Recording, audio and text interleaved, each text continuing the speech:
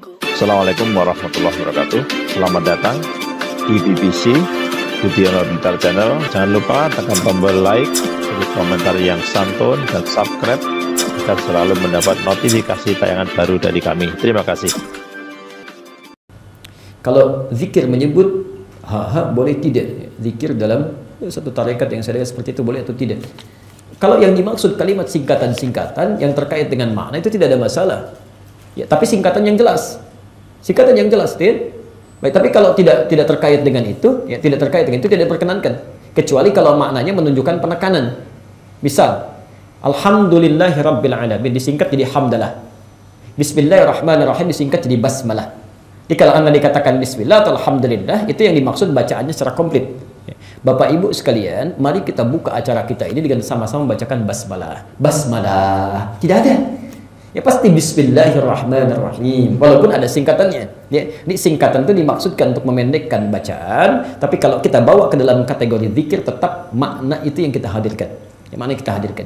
Di saya menyampaikan kalau kalimatnya mengurangi kesempurnaannya maka tidak diperkenankan. Ya, tapi kalau kalimatnya tetap dalam kesempurnaannya maka itu boleh. Misal orang Arab sering mengatakan Allah, Allah, Allah, Allah, Allah, Allah, Allah. Kalau dia melihat sesuatu yang indah, Allah, Allah, Allah. Singkatan dari Masya Allah, Masya Allah. Dia hadirkan makna Masya Allahnya. Coba lisannya mengeluarkan kalimat tertingginya, Allah. Itu di Arab biasa begitu. Allah maksud Masya Allah, ada yang seperti ini nih. Cuman dia hadirkan, dia hilangkan kalimat Masya-nya untuk mengangkat keagungan Allahnya. Jelas ya? Itu masih boleh. Ya, tapi kalau misalnya Anda ucapkan kalimat yang mengurangi maknanya, misalnya nggak nyambung. Kemana maknanya? Atau misalnya nggak nyambung. Ya. Sudah mengurangi, sudah menghilangkan bagian dari maknanya. Walaupun maksudnya ingin menyebutkan nama tertentu. Ya Allah, Allahnya dihilangkan, haknya ada misalnya kan. Ya tapi tidak nyambung di situ. Bukan pada konteksnya. Ya, bukan pada konteksnya. Kecuali untuk Anda pribadi yang Anda maksudkan itu. Tidak mampu mengucapkan keseluruhannya, diucapkan sebagiannya dengan maksud itu, masih sah. Tapi diucapkan dalam kalangan yang umum dengan maksud untuk mengurangi makna atau mengurangi huruf dengan keluar makna yang tidak tepat, maka itu menurut saya tidak sempurna. Ya. Alam semesta belum dicipta. Beliaulah alam pertama yang dicipta.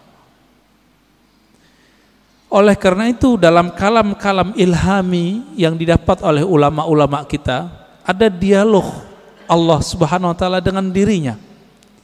Beberapa ulama mengatakan ini hadis. Saya teliti, ini bukan hadis yang bersambung. Ini hanya kalam-kalam ilhami. Apa kata Allah Ta'ala? Kuntu kanzan makhfiyan. Aku adalah perbendaharaan yang tersembunyi. Yang disebut dalam hadis Bukhari, Kanallahu wa la syai'a ma'ah. Allah ada, tiada satu pun bersamanya. Rahasia. Sangat rahasia. Lalu Allah mengatakan, Fa'ahbabtu an u'arafa. Lalu aku ingin dikenal. Aku cinta dikenal.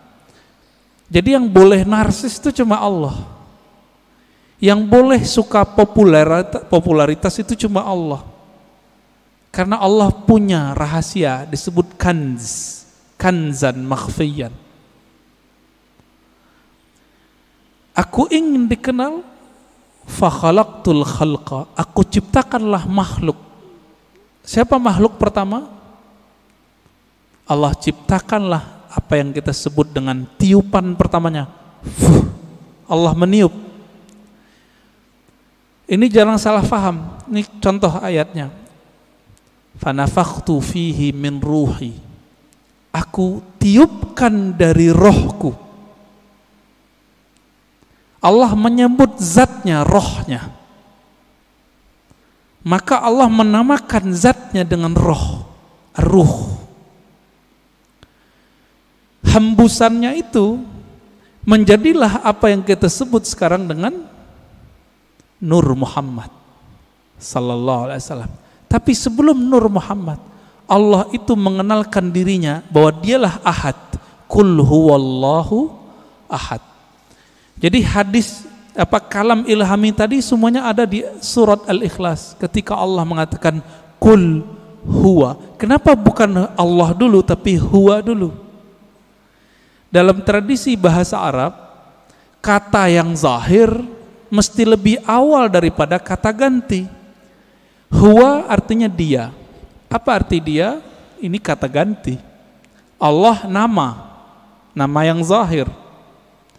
Oleh karena itu Imam Abdul Qahir Al-Baghdadi, Imam Ahlus Sunnah mengatakan, kalau ayat ini dimulai dari huwa, bukan Allah, seperti ayat kursi, Allahu la ilaha illa hu, berarti huwa itu bukan nama ganti. Huwa itu adalah nama asli Allah Subhanahu wa ta'ala. Disebut nama zahir juga Pak, nama yang nyata. Huwa itu bahasa Arab artinya dia. Bapak kalau sebut dia dalam bahasa kita, maknanya mirip dalam bahasa Arab. Saya bilang dia, orangnya tampak enggak oleh mata? Ya. Tadi saya ngobrol sama beliau nih. Kita cerita tentang Habib Qais, beliau khutbah. Kelihatan enggak sekarang orangnya? Enggak, berarti tidak terlihat oleh fisik. Maksud dari kata dia, Allah itu tidak bisa dicapai oleh pandangan fisik, pendengaran fisik, semua yang berkaitan dengan indrawi. Itulah makna huwa. Oleh karena itu ulama kita yang ahli qalbu sepakat huwa nama Allah. Jadi jangan heran nanti ketemu kiai-kiai Betawi lama, kiai-kiai Banten, kiai-kiai Jawa lama, kiai-kiai Sumatera, mereka berzikir hu Allah. Ya, hu itu surat Al-Ikhlas itu Pak. Bukan bid'ah, diambil ayat itu huwallah. Bid'ah enggak tuh? Ngambil dari surah Al-Ikhlas kok. Ya, kalau ada sahabat kita yang mengatakan bid'ah, mungkin pensyarahan ini belum sampai kepada beliau. Kitab-kitab mengenai ini banyak. Al-Ibda, ya, fi Madaril Ibtida, itu menjelaskan perdebatan ulama tentang zikir hu boleh atau tidak.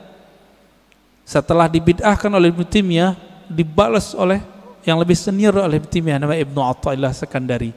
Finalnya itu boleh, bahkan disyariatkan, masyru', begitu bahasa Arabnya.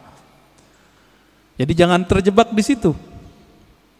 Huwa itulah yang disebut kanzan makhfiyan, perbendaharaan yang tersembunyi. Coba lihat Bapak Saudara amakan Allah. Allah itu dalam surat Thaha berkata kepada Sayyidina Musa, "Hei Musa, innani anallah." Masih ingat? Ayat 14.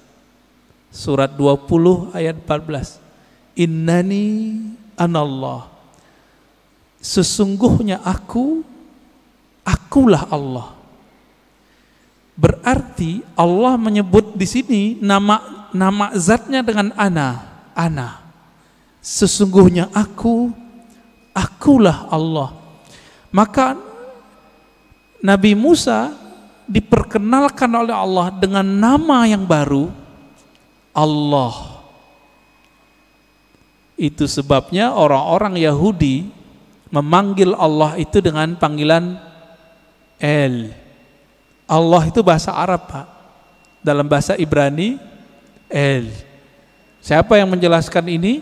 Ada tokoh orientalis dari Australia, tetangga kita, namanya Arthur Jeffrey. Bisa 19 bahasa Pak. Tapi sampai mati dia nggak percaya Quran dari Allah. Meneliti Quran, meneliti hadis, tapi nggak percaya bahwa Al-Quran dari Allah. Emang hidayah itu nggak masuk ke akal, hidayah itu masuk ke kolbu. Jadi kalau Bapak ngaji, diakal-akali, itu dalam pikirannya nolak terus tuh apa yang saya katakan dari awal sampai sekarang. Maka kalau ngaji, jadikan akal itu tunduk kepada kolbu. Kolbu itu mainnya dengan rasa. Rasa yang dipakai oleh kolbu berbeda dengan rasionalitas yang dipakai oleh akal. Banyak ya. Teman kita nggak pernah merasakan khusyuk, dia bilang mustahil khusyuk. Dia nggak pernah coba, dia bilang nggak ada.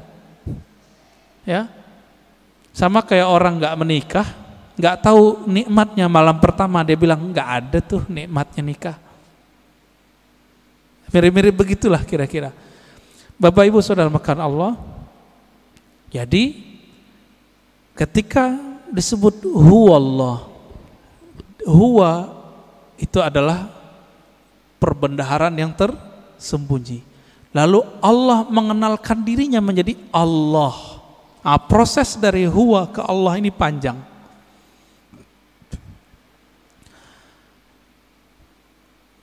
Karena Allah ingin dikenal, maka Allah meniupkan dari ruhnya. Tiupan inilah yang disebut dengan tiupan yang bernama Ahmad. Ya, Ahmad itu pokoknya hebat tenan ulama-ulama di sini. Oh, ono komentari. Tafsir Jalalain itu enggak lengkap, hanya nafsiri makna. Sing lengkap itu tekem. Cara paham komen. Walakot atena lan teman-teman maringi ingsun Musa ing Musa tak paringi Alkitab ing kitab ayat Taurat tegese Taurat. Musa iku tak kei Taurat. Fala takun mongko aja ana sira iku fi miryatin ing dalem kemamangan, saking tegese kemamangan. Milikoi saking ketemune Musa mbek kanjeng Nabi Muhammad sallallahu alaihi wasallam. Jadi ini termasuk ayat sing unik. Musa iku tak kei Taurat. Kamu jangan pernah ragu atas pertemuan Musa dan Rasulullah Muhammad sallallahu alaihi wasallam. Waqatil taqoya lan teman-teman nate ketemu sapa Musa lan Nabi Muhammad Lailatul Isra ing dalam malam napa Isra. Mulane kitab kudu ngaji. Niki dohire ayo aneh. Nabi Muhammad ra digagas ujug-ujug diceritakno pertemuane mbek Nabi sinten Musa. Kenapa ulama maknani demikian? Nabi Muhammad disebut ra disebut iku aktor utama makhluk sing digagas Allah. Mergo Quran turun ning Kanjeng Nabi Muhammad. Lan ra perlu marjek. Gak perlu napa? Marjek. Wong lakone kok butuh napa? Marjek. Oh ya ono protes. Ora Nabi Muhammad ra disebut ning ngarepe udah dirujuk. Disebut ra disebut Quran itu turun ning sapa? Ning Kanjeng Nabi napa? Muhammad. Wong lakon dilebokno koyo gak trimo, bocah kok goblok ngono. Paham ya? Kowe aja melok goblok ngono iku, paham? Ada ibu-ibu ora paham dadi menisan. Lah ya temriki agak ono tentang Nabi Muhammad, tapi ujug-ujug fala takun fi miryatim bil liqai wa qadil taqoya lailatal Isra. Maknane sinten? Nabi Musa nate ketemu Nabi Muhammad di malam napa? Isra. Lah ya mil liqai kan gak sedurunge gak ono bakas tentang sinten? Kanjeng Nabi Muhammad. Nah, tapi kalau ngomong ngono iku keliru. Wong Quran ora bakas Nabi Muhammad. Lah bakas sapa? Bakas Parme lho aneh. Karo wantu Quran turun ning sinten? Mulane domir khusus Allah mbek Kanjeng Nabi ora usah marjek. Mergo Quran iku ya lakone nek ora Allah ya Kanjeng Nabi. Taman delok wae qul huwallahu ahad aja gua rujuke ning ndi. Yo ning Allah. Lan di marjek ning arep ra. Bocah kok ngaji ra khatam. Nah Allah mbek Rasul ora buta marjek. Ya wong ku roh-roh dhewe napa? Wong ad-domir fit domir. Domir ku ning ati. Ngono ora usah roh-rohan pokoke. Jadi misalnya kowe kesemsem mbek cawe itu, terus kowe ujug-ujug muni dia itu ya maksudnya balik sing mbok semsem ora usah rujuk. Wong ya ora karepe tentang cah iku. Muni dia iku. Mulane kabeh Allah ning gone wali-wali mau disebut hu. Mulane ana toreko satoria iku wiridane hu. Manane fa'lam annahu la ilaha illallah. La hu iku dhamir sa'an rujuke ning Allah. Oleh muni ra Allah tapi hu. Lha disebut faus ribat makna domiris sani wong sing wis parek pangeran iku wis atine campur be domir san domir sing balik ning Allah Subhanahu wa taala. Kira nang lapangan ning hafu. Lha iku putune Mursyid Thariqah Satoriyah ngono sing kanca kula akad. Wah niku protes bae. Padahal putu kandung. Bapak kula takut, mbahku ape mati? Ora muni la ilaha illallah, muni hafu maksudnya. Ketawa kok. Putu kok eleke ngono. Wah iku mbahmu kok ora bareng tak terang. Wah getun. Getun ngenyek bae maksudnya. Ya Allah. Kulo nu mboten derek Thariqah, tapi kulo nu pengagum Thariqah. Kulo nu nggih ngertos Qadiriyah, Naqsyabandiyah, macam-macam ngertos. Nggih gadah kitab. Kulo kan mboten mantes dadi mursyid, itu kan bakat-bakatan. Tapi kalau hormat sekali. Tapi di antara Thariqah Satoriyah ini wiridane jen hu. Ini maknane hu sangka dhamir sa'an ning ayat fa'lam annahu la ilaha illallah. Iku sing dimaksud kitab Imridan wa fa'usyribat makna dhamir sa'an. Wong-wong apik iku dhamir sa'an wis menyatu dengan dirinya sehingga ora keweca muni Allah isane muni apa hu. Itu jenis fa usribat mana domir sani. Jadi domir itu domir sani domir al mufassar jumlatin badal. Tapi ku ora penting. Pokoknya pentingnya itu angger Allah Rasul apa-apa ora butuh marjek. Mergo Quran iku lakone ya Kanjeng Nabi. Mulane aja protes, milih kok iki piye domir ora ana marjeke. Ora usah ngono, ora marjek-marjek. Anu Quran iku lakone Kanjeng. Wong karek nompo ya kecangkeman. Senengane kok protes, no? Fi min liqai saking ketemune Nabi Musa ning Kanjeng Nabi Muhammad sallallahu alaihi wasallam. Wa qadil taqaya lan teman-teman wis tau ketemu sapa Musa lan Nabi Muhammad Lailatul Isra'i ing dalem bengine dina napa? Isra. Ya ora usah protes. Kan gak ono cerita Isra ning ati. Ora ono piye iki juz 21 surat Isra wis kliwat juz 15 ora ono. Suwe cara hafal Quran cangkeman. Lah ya iki juz piro iki? Piro iki, Pak? Selikorin. Isra juz piro? Berarti wis tau dibakas lho. Bones udah nyimpen pun wis. Wajah lan gawe ingsun ku ing Musa awil kitab utawa gawe ing kitab Taurat. Maksudnya Musa tak jadikan sebagai petunjuk atau kitab Taurat tak jadikan sebagai petunjuk. Jadi Imam Suyuti ngeper wajah lan gawe ingsun ku ing Musa tegese Musa. Misale ki rujuk Musa gak gelem yo awil kitab utawa gawe ingsun ing kitab Taurat. Tak gawe dan ayo padha wae kitab Taurat diterangno Nabi Musa. Nabi Musa nerangno nganggo kitab Taurat. Sing bolak-balik ya. Maksudnya ya aneh ngono kok dibaleni. Aku kadang-kadang memang suci ku ya aneh ngono kok dibaleni. Teman-teman, terima kasih telah menonton video ini. Semoga bermanfaat bagi kita semuanya. Amin amin ya rabbal alamin. Ini kita akhiri. Wassalamualaikum warahmatullahi wabarakatuh.